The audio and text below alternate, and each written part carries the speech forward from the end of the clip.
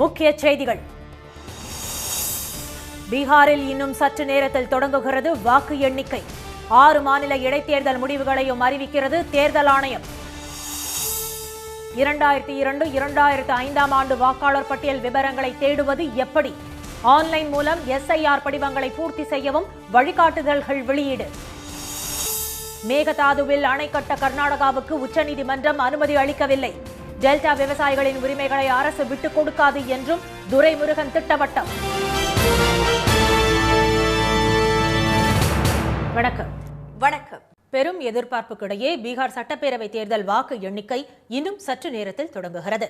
SIR எனப்படும் சிறப்பு தீவிர திருத்தம் மேற்கொள்ளப்பட்ட பிறகு வெளியிடப்பட்ட இறுதி வாக்காளர் பட்டியலில் சுமார் 47 லட்சம் வாக்காளர்கள் நீக்கப்பட்டது நாடு முழுவதும் பெரும் அதிர்வலைகளை ஏற்படுத்தியது.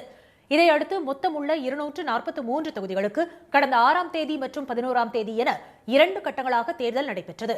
முதற்கட்ட தேர்தலில் 65.08% வாக்குகளும், இரண்டாம் கட்ட தேர்தலில் 68.76% வாக்குகளும் பதிவாகி பீகார் வரலாற்றில் இதுவரை இல்லாத வகையில் மொத்தம் 67.13% வாக்குகள் பதிவாகி புதிய சாதனை படைத்தது.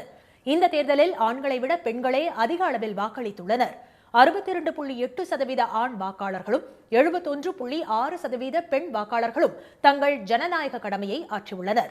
கடந்த அக்டோபர் 24ஆம் தேதி 10 லட்சம் பெண்களின் வங்கிக் கணக்கில் தலா 10,000 ரூபாயை பீகார் அரசு செலுத்தியதே இதற்கு முக்கிய காரணம் என கூறப்படுகிறது. அதே நேரத்தில் வேலைக்காக புலம்பெயர்ந்த ஆண் வாக்காளர்களில் பலர் சொந்த ஊருக்கு வராததும் பெண்களின் வாக்கு சதவீதம் அதிகரிக்க காரணம் என தகவல்கள் தெரிவிக்கின்றன. தேர்தலில் பதிவான வாக்குகள் 38 மாவட்டங்களில் உள்ள 46 மையங்களில் எண்ணுவதற்கு ஏற்பாடுகள் செய்யப்பட்டுள்ளன. காலை 8 மணிக்கு வாக்கு எண்ணிக்கை தொடங்க உள்ளது. முதலில் தபால் ஓட்டுகள் எண்ணிக்கை தொடங்கப்படும். அதைத் தொடர்ந்து 8:30 மணியளவில் மின்னணு இயந்திர வாக்குகளும் எண்ணப்படும். ஆனால் தபால் வாக்குகளின் எண்ணிக்கையை மின்னணு வாக்குப்பதிவு இயந்திரங்களின் இறுதிச் சுற்று எண்ணிக்கைக்கு முன் நிறைவு செய்ய வேண்டும் என தெரிவிக்கப்பட்டுள்ளது. வாக்கு எண்ணிக்கையை முன்னிட்டு தலைநகர் பாட்னாவில் உள்ள பள்ளிகளுக்கு விடுமுறை அளிக்கப்பட்டதுடன் நகரம் முழுவதும் பலத்த பாதுகாப்பு ஏற்பாடுகள் செய்யப்பட்டுள்ளன. காலை 11 மணிக்கு மேல் பீகார் மாநிலத்தில் புதிய ஆட்சி அமைப்பது யார் என்பது தெரிந்துவிடும் என எதிர்பார்க்கப்படுகிறது. இந்த தேர்தலில் காங்கிரஸ், RJD இடம்பெற்றுள்ள மகாபந்தன் கூட்டணிக்கும் ஐக்கிய ஜனதாதளம் மற்றும் பாஜகவின் தேசிய ஜனநாயக கூட்டணிக்கும் இடையே நேரடி போட்டி நிலவுகிறது. தேர்தலுக்கு பிந்தைய பெரும்பாலான கருத்து கணிப்புகள் பாஜக கூட்டணி ஆட்சியை தக்க வைக்கும் என தெரிவிக்கும் நிலையில் பீகாரில் வாக்குப்பதிவு அதிகரித்த போதெல்லாம் ஆட்சி மாற்றம் ஏற்படுவது முந்தைய வரலாறாக உள்ளது. இதனால் பீகார் சட்டமன்ற தேர்தல் முடிவுகள் நாடு முழுவதும் பெரும் எதிர்பார்ப்பை ஏற்படுத்தியுள்ளது. இதனிடையே ஜம்மு காஷ்மீரில் 2 சட்டமன்ற தொகுதிகள், பஞ்சாப், தெலுங்கானா, ஒடிஷா, ராஜஸ்தான், ஜார்க்கண்ட் மற்றும் மிசோரம் மாநிலத்தில் தலா ஒரு தொகுதிக்கும் நடைபெற்ற இடைத்தேர்தல் முடிவுகளும் இன்று வெளியாக உள்ளன. 2002 மற்றும் 2005ஆம் ஆண்டு வாக்காளர் பட்டியலில் உள்ள விவரங்களை இணையதளம் மூலம் தேடும் வசதியையும் ஆன்லைன் மூலம் கணக்கீட்டு படிவங்களை பூர்த்தி செய்வதற்கான வழிகாட்டுதல்களையும் தேர்தல் ஆணையம் அறிவித்துள்ளது. தமிழ்நாடு முழுவதும் வாக்காளர் பட்டியல் சிறப்பு தீவிர திருத்தம் மேற்கொள்ளப்பட்டு வரும் நிலையில் அதில் பல்வேறு குளறுபடிகள் இருப்பதாக பொதுமக்கள் தொடர்ந்து புகார் கூறி வருகின்றனர். 2002 அல்லது 2005ஆம் ஆண்டு வாக்காளர் பட்டியல் விவரங்கள் கேட்கப்பட்டுள்ளதால் படிவங்களை பூர்த்தி செய்ய முடியாமல் மக்கள் திணறி வருகின்றனர். இந்நிலையில் பழைய வாக்காளர் பட்டியலில் உள்ள தங்களது விவரங்களை வாக்காளர்கள் அறிந்து கொள்ளும் வகையில் புதிய வழிகாட்டுதல்களை தமிழக தலைமை தேர்தல் அதிகாரி திருமதி அர்ச்சனா பட்நாயக் வெளியிட்டுள்ளார். அதில் 2002 மற்றும் 2005ஆம் ஆண்டு வாக்காளர் பட்டியலில் உள்ள விவரங்களை www.voter/eci.gov.in என்ற இணையதளத்தில் பொதுமக்கள் அறிந்து கொள்ளலாம் என தெரிவிக்கப்பட்டுள்ளது. இந்த வலைதளத்தின் முகப்பு பக்கத்திற்கு சென்று search your name in the last SIR என்ற விருப்பத்தை தேர்ந்தெடுத்து தமிழ்நாடு என மாநிலத்தை தேர்வு செய்ய வேண்டும் என கூறப்பட்டுள்ளது. பின்னர் பெயர் மூலம் தேடுதல் அல்லது வாக்காளர் அடையாள எண் மூலம் தேடுதல் என்பதில் விருப்பமானதை தேர்வு செய்ய வேண்டும் என குறிப்பிடப்பட்டுள்ளது. பெயர் மூலம் தேடினால் மாவட்டத்தின் பெயர், சட்டமன்ற தொகுதி பெயர், வாக்காளர் பெயர், அவரது தந்தை, தாய் அல்லது இணையின் பெயர் அல்லது பாதுகாவலர் பெயர், பாலினம் மற்றும் சரிபார்ப்பு குறியீடு ஆகியவற்றை உள்ளீடு செய்து தங்களது விவரங்களை பெறலாம் என தெரிவிக்கப்பட்டுள்ளது. மேலும் தேர்தல் ஆணையத்தின் அதிகாரப்பூர்வ இணையதளமான www.voter/eci.gov.in இல் எனுமரேஷன் ஃபார்ம் எனப்படும் கணக்கீட்டு படிவத்தை ஆன்லைன் மூலம் நிரப்புவதற்கான வசதியும் ஏற்படுத்தப்பட்டுள்ளது. வாக்காளர்கள் தாங்கள் பதிவு செய்துள்ள கைபேசி எண் அல்லது வாக்காளர் அடையாள அட்டை எண்ணை பயன்படுத்திய பின்பு வரும் ஓடிபியை பயன்படுத்தி உள்நுழைய வேண்டும் என்றும் அப்போது இணைய பக்கத்தில் காட்டப்படும் ஃபில் எனுமரேஷன் ஃபார்ம் என்ற இணைப்பினை தேர்வு செய்ய வேண்டும் என தெரிவிக்கப்பட்டுள்ளது. வாக்காளர் பட்டியலில் உள்ள பெயரும் ஆதாரில் உள்ள பெயரும் பொருந்துபவர்கள் மட்டுமே இந்த வசதியினை பயன்படுத்த முடியும் என அதில் கூறப்பட்டுள்ளது. உள்நுழைந்து சரியான விவரங்களை சமர்ப்பித்த பின்பு இணைய பக்கமானது இ-சைன் பக்கத்திற்கு மாறும் என்றும் அப்போது பதிவு செய்யப்பட்ட கைபேசி எண்ணுக்கு ஓடிபி அனுப்பப்படும் என்றும் குறிப்பிடப்பட்டுள்ளது. ஓடிபியை உள்ளிட்டவுடன் படிவம் வெற்றிகரமாக பதிவேற்றப்படும் என்றும் தெரிவிக்கப்பட்டுள்ளது. பணிபுரியும் மகளிருக்கான தோழி விடுதிகளை மேலும் 12 ஊர்களில் அமைக்க முதலமைச்சர் திரு மு க ஸ்டாலின் அடிக்கல் நாட்டியுள்ளார். மகளிருக்கு நீரிழிவு, உயர் ரத்த அழுத்தம், புற்றுநோய் உள்ளிட்டவற்றை கண்டறிய 40 கோடி ரூபாய் செலவில் நவீன மருத்துவ உபகரணங்களுடன் கூடிய 38 நடமாடும் மருத்துவ ஊர்திகள் ஏற்பாடு செய்யப்பட்டுள்ளன. அந்த மருத்துவ சேவை ஊர்தியை சென்னையில் திரு ஸ்டாலின் பார்வையிட்டு ஆய்வு செய்தார். ராயபுரம் அரசு குழந்தைகள் இல்லத்தில் 7 கோடி ரூபாய் மதிப்பிலான புதிய கட்டடத்தையும் முதலமைச்சர் காணொலியில் திறந்து வைத்தார். கோவை மற்றும் திருச்சி அரசு கூர்நோக்கு இல்லங்களில் 27 கோடியே 90 லட்சம் ரூபாய் மதிப்பில் புதிய கட்டடங்கள், திருப்பத்தூர், நாமக்கல், மயிலாடுதுறை, விருதுநகர் உள்ளிட்ட 12 ஊர்களில் 62 கோடியே 51 லட்சம் ரூபாய் செலவில் தோழி விடுதிகள் அமைக்கும் பணிகளுக்கு முதலமைச்சர் காணொலி காட்சி மூலம் அடிக்கல் நாட்டினார்.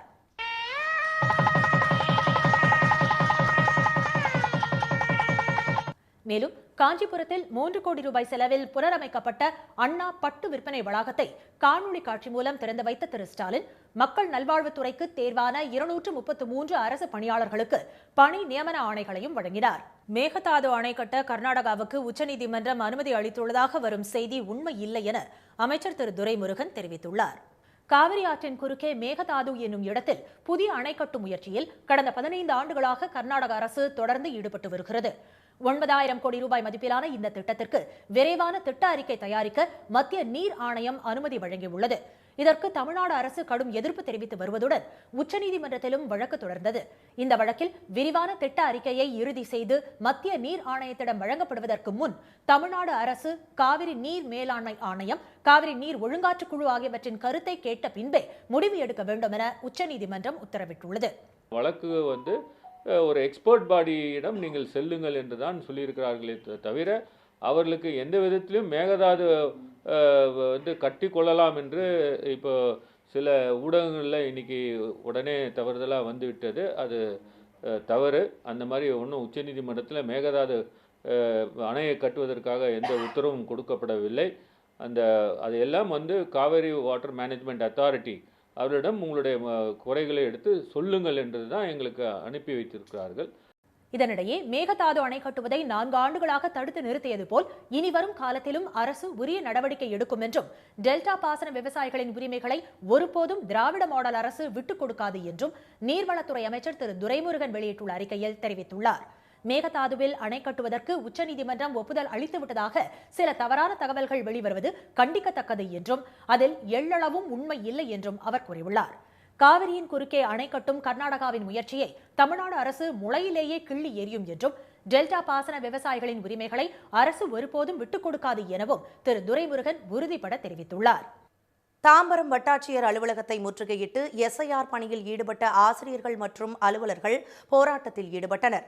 தமிழ்நாடு முழுவதும் எஸ்ஐஆர் எனப்படும் வாக்காளர் பட்டியல் சிறப்பு திருத்த பணிகள் நடைபெற்று வருகின்றன.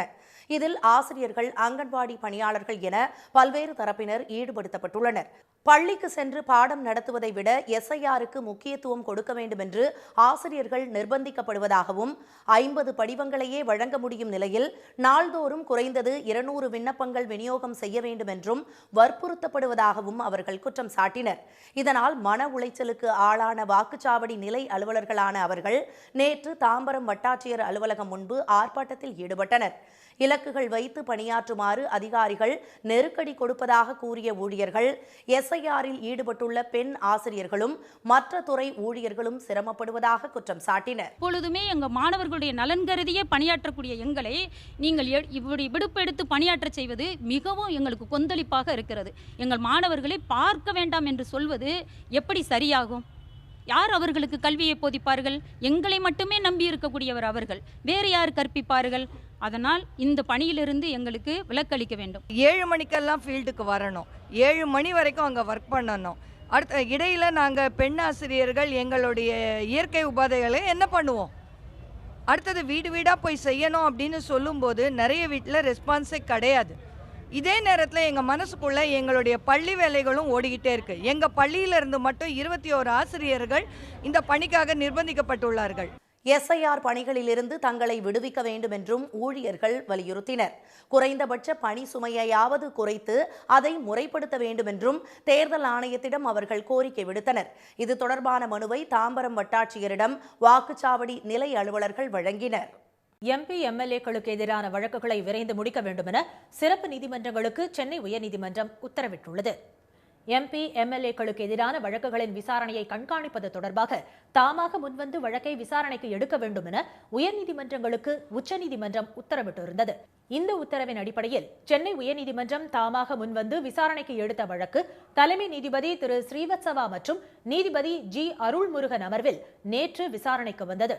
அப்போது இந்த வழக்கில் நீதிமன்றத்துக்கு உதவியாக நியமிக்கப்பட்ட மூத்த வழக்கறிஞர் தாக்கல் செய்த அறிக்கையில் தமிழகத்தில் முன்னாள் இந்நாள் எம்பி எம்எல்ஏக்களுக்கு எதிராக 193 வழக்குகளும் புதுச்சேரியில் 23 வழக்குகளும் நிலுவையில் உள்ளதாக தெரிவிக்கப்பட்டிருந்தது. இதில் பல வழக்குகள் உயர்நீதிமன்றம் மற்றும் உச்சநீதிமன்ற தடை காரணமாக நீண்ட காலமாக நிலுவையில் உள்ளதாகவும் அதில் குறிப்பிடப்பட்டிருந்தது.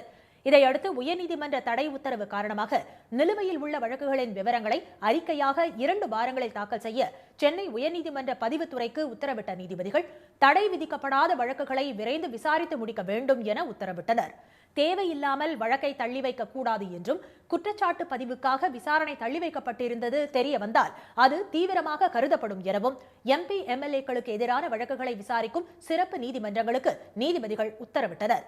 சிறப்பு நீதிமன்றங்களில் உள்ள உள்கட்டமைப்பு வசதிகள் குறித்த விவரங்களை பெற்று சமர்ப்பிக்கும்படி சென்னை உயர்நீதிமன்ற தலைமை பதிவாளருக்கு உத்தரவிட்ட நீதிபதிகள் விசாரணையை வரும் 25ஆம் தேதிக்கு தள்ளி வைத்தனர். சிவகங்கை மாவட்டத்தில் கொய்யாப்பழத்தின் விலை கிலோ 200 ரூபாயாக அதிகரித்துள்ளதால் அப்பகுதி மக்கள் அதிர்ச்சியடைந்துள்ளனர். ஏழைகளின் கனியான கொய்யாவில் விட்டமின் சி சத்து அதிகம் இருப்பதால் குடற்புண், மலச்சிக்கல் உள்ளிட்டவற்றை குணப்படுத்தும் ஆற்றல் உண்டு. எப்போதும் குறைந்த விலையில் விற்பனை செய்யப்படும் கொய்யாவில் சீனி கொய்யா, நாட்டு கொய்யா, சிவப்பு கொய்யா என 3 ரகங்கள் உள்ளன. இதில் நாட்டு கொய்யா, சீனி கொய்யா உள்ளிட்டவைகள் சுண்ணாம்பூர், திண்டுக்கல், பாலமேடு உள்ளிட்ட பகுதிகளில் அதிகமாக விளைவிக்கப்படுகிறது. கிலோ 50 ரூபாய்க்கு விற்கப்படும் நாட்டு கொய்யா 100 ரூபாயாகவும், 60 ரூபாய்க்கு விற்கப்படும் சீனி கொய்யா 150 ரூபாயாகவும், 120 ரூபாய்க்கு விற்கப்படும் சிவப்பு கொய்யா 200 ரூபாயாகவும் அதிகரித்துள்ளது. இதனால் பொதுமக்கள் அதிர்ச்சி அடைந்துள்ளனர். ஆப்பிள் 100 ரூபாய் கூட கொடுத்துருவோம் ஆப்பிள். ஆனா இப்ப கொய்யா என்னன்னு கேட்டீங்கன்னா வரத்தே இல்லை. அங்க ஒரு ட்ரேயோட ரேட்டு 5000 ரூபா, 4000 ரூபா இந்த மாதிரி ரேட்டு போயிட்டு இருக்கு கொய்யா. அதனால நம்ம அங்க என்ன கிடைக்குதோ அதுக்கு தகுந்த கொடுத்துட்டு இருக்கோம். கொய்யாப்பழத்தின் வரத்து குறைவாக உள்ளதால் அதன் விலை அதிகரித்து வருவதாக வியாபாரிகள் தெரிவித்தனர். கடந்த 3 மாதங்களாக கொய்யாப்பழம் வரத்தே இல்லை என்று அவர்கள் தெரிவித்தனர். கோடை காலங்களில்தான் கொய்யாப்பழம் அதிகமாக விளையும். தற்போது மழைக்காலம் என்பதால் விளைச்சல் குறைவு என்பதால் விலை அதிகரித்துவிட்டது என்று வியாபாரிகள் கூறினர்.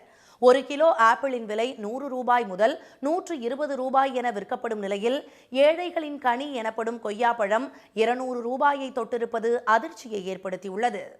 பரமக்குடி பகுதியில் நாட்டு நடவு பணிகளுக்கு முதன்முறையாக வெளிமாநில தொழிலாளர்கள் ஈடுபடுத்தப்பட்டுள்ளனர். மத்திய அரசின் 100 நாள் வேலை திட்டம் செயல்படுத்திய பிறகு தமிழ்நாட்டில் விவசாய பணிகளுக்கு ஆட்கள் பற்றாக்குறை நிலவி வருகிறது. இதையடுத்து டெல்டா மாவட்டங்களில் விவசாய கூலி வேலைகளுக்கு வட மாநில தொழிலாளர்கள் பயன்படுத்தப்படுகின்றனர். இந்நிலையில் பரமக்குடி அடுத்த தெளிச்சாத்தநல்லூரைச் சேர்ந்த விவசாயி திரு காளிதாஸ் தனது 25 ஏக்கர் நிலத்தில் நடவு பணிகளுக்கு ஆட்கள் கிடைக்காமல் மேற்கு வங்கத்தைச் சேர்ந்த கூலி தொழிலாளர்களை அழைத்து வந்துள்ளார். நாற்று நடவு செய்ய உள்ளூர் ஆட்களுக்கு ஏக்கருக்கு 12,000 ரூபாய் வரை செலவாகும் நிலையில் 10 பேர் கொண்ட மேற்கு வங்க தொழிலாளர்களுக்கு 5,500 ரூபாய் மட்டுமே கூலி வழங்கப்பட்டதாக அவர் தெரிவித்துள்ளார். இதனால் நேரமும் கூலியும் மிச்சமாவதாக திரு காளிதாஸ் தெரிவித்துள்ளார். வயல்களில் களைப்பு, அசதி தெரியாமல் இருக்க பெண்கள் குலவை சத்தமிட்டும் நாட்டுப்புற பாடல்களும் பாடுவர். அதற்கு பதிலாக தற்போது ஹிந்தி மொழி பாடல்கள் கேட்கின்றன.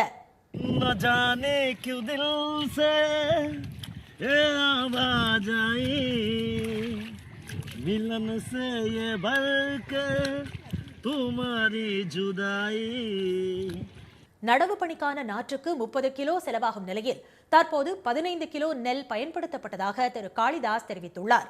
தமிழ்நாட்டில் சாலை மற்றும் கட்டுமான பணிகள், உணவகங்கள், செங்கல் சூளைகள், தேநீர் கடைகள் உட்பட அனைத்து துறைகளிலும் ஆக்கிரமித்துள்ள வெளிமாநில தொழிலாளர்கள் விவசாய பணிகளிலும் களம் புகுந்துள்ளனர். தாம்பரத்தில் பத்திரப்பதிவு செய்ய 2 லட்சம் ரூபாய் லஞ்சம் பெற்ற தாம்பரம் சார் பதிவாளரை லஞ்ச ஒழிப்பு காவல்துறையினர் கைது செய்தனர். செம்பாக்கத்தில் உள்ள அந்த பத்திரப்பதிவு அலுவலகத்தில் முறைகேடுகள் நடைபெறுவதாக புகார்கள் எழுந்தன.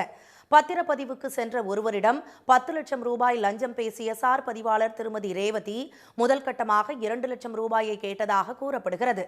இதனால் ஆத்திரமடைந்த அவர் ஆலந்தூர் லஞ்ச ஒழிப்பு காவல்துறையிடம் புகார் அளித்தனர். இதையடுத்து அவர்கள் அளித்த ரசாயனம் தடவிய ரூபாய் தாள்களை பத்திர எழுத்தாளரும் இடைத்தரகருமான பிரவீனிடம் அவர் கொடுத்துள்ளார். அதனை சார் பதிவாளர் திருமதி ரேவதியிடம் பிரவீன் கொடுக்கும் போது அங்கு மறைந்திருந்த லஞ்ச ஒழிப்பு போலீசார் இருவரையும் கையும் களவுமாக பிடித்தனர். அவர்களிடம் 2 மணி நேரத்திற்கும் மேலாக விசாரணை நடத்திய போலீசார் லஞ்ச பணம் பெற்ற தாம்பரம் சார் பதிவாளர் ரேவதி மற்றும் பணத்தை பெற உடந்தையாக இருந்த இடைத்தரகர் பிரவீன் ஆகியோரை கைது செய்து செங்கல்பட்டு நீதிமன்றத்தில் ஆஜர்படுத்தி சிறையில் அடைத்தனர். இந்தியா தென்னாப்பிரிக்கா இடையிலான முதல் டெஸ்ட் கிரிக்கெட் போட்டி கொல்கத்தாவில் இன்று தொடங்க உள்ளது. இந்தியாவில் சுற்றுப்பயணம் மேற்கொண்டுள்ள தென்னாப்பிரிக்க அணி 2 டெஸ்ட், 3 ஒருநாள் போட்டி மற்றும் 5 T20 போட்டிகளில் விளையாட உள்ளது. இதில் முதல் டெஸ்ட் போட்டி கொல்கத்தா ஈடன் கார்டன் மைதானத்தில் காலை 9:30 மணிக்கு தொடங்குகிறது. இந்த மைதானத்தில் இந்தியா இதுவரை 42 டெஸ்ட் போட்டிகளில் விளையாடி 13இல் வெற்றி பெற்றுள்ளது. 20 போட்டிகள் டிராவில் முடிந்துள்ளன. கேப்டன் சுப்மன் கில் தலைமையில் இந்திய அணி முதல் முறையாக சொந்த மண்ணில் இன்று விளையாட உள்ளது. 3 மாதங்களுக்கு பின்பு இந்த போட்டியில் ரிஷப் பண்ட் களமிறங்க உள்ளார் என்பது குறிப்பிடத்தக்கது. வங்கக்கடலில் வரும் 21ஆம் தேதி புதிதாக காற்றழுத்த தாழ்வு பகுதி உருவாகும் என்று இந்திய வானிலை ஆய்வு மையம் தெரிவித்துள்ளது. சென்னை மற்றும் புறநகர் பகுதிகளில் நேற்று காலையில் இருந்து விட்டு விட்டு மழை பெய்தது. ராமநாதபுரம், பாம்பன், ராமேஸ்வரம் உள்ளிட்ட இடங்களில் பெய்த மழையால் சாலைகளில் தண்ணீர் பெருக்கெடுத்து ஓடியது. மானாமதுரை மற்றும் சுற்றுப்பகுதிகளில் பெய்த கனமழையால் திருப்பாச்சேத்தியில் குடியிருப்பு பகுதிகளில் தண்ணீர் தேங்கியது. தெருக்களில் தேங்கிய மழை நீரால் நடக்கக்கூட முடியாத நிலை ஏற்பட்டது. தூத்துக்குடி, திருச்செந்தூர் உள்ளிட்ட இடங்களில் பலத்த காற்றுடன் பெய்த மழையால் குளிர்ச்சியான சூழல் நிலவியது. இதற்கிடையே வங்கக்கடலில் வரும் 21ஆம் தேதி புதிதாக காற்றழுத்த தாழ்வு பகுதி உருவாகும் என்று இந்திய வானிலை ஆய்வு மையம் தெரிவித்துள்ளது. இந்த காற்றழுத்த தாழ்வு பகுதி அடுத்த நாள் காற்றழுத்த தாழ்வு மண்டலமாக மாறும் என்றும் இதனால் தமிழ்நாட்டில் பரவலாக கனமழை பெய்யும் என்றும் வானிலை ஆய்வு மையம் அறிவித்துள்ளது. மீண்டும் முக்கிய செய்திகள். பெரும் எதிர்பார்ப்புக்கு இடையே பீகார் சட்டப்பேரவை தேர்தல் வாக்கு எண்ணிக்கை இன்னும் சற்று நேரத்தில் தொடங்குகிறது. 2002 மற்றும் 2005ஆம் ஆண்டு வாக்காளர் பட்டியலில் உள்ள விவரங்களை இணையதளம் மூலம் தேடும் வசதியையும் ஆன்லைன் மூலம் கணக்கீட்டு படிவங்களை பூர்த்தி செய்வதற்கான வழிகாட்டுதல்களையும் தேர்தல் ஆணையம் அறிவித்துள்ளது. மேகதாது அணை கட்ட கர்நாடகாவுக்கு உச்சநீதிமன்றம் அனுமதி அளித்துள்ளதாக வரும் செய்தி உண்மை இல்லை என அமைச்சர் துரைமுருகன் தெரிவித்துள்ளார். இத்துடன் இந்த செய்திகள் நிறைவடைந்தன. மீண்டும் சன் டிவியில் செய்திகள் மாலை 6 மணிக்கு.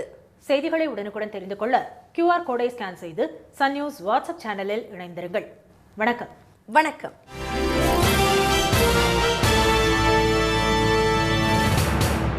உடனுக்குடன் செய்திகளை தெரிந்து கொள்ள சன் நியூஸ் பெல் ஐகானை கிளிக் பண்ணுங்க.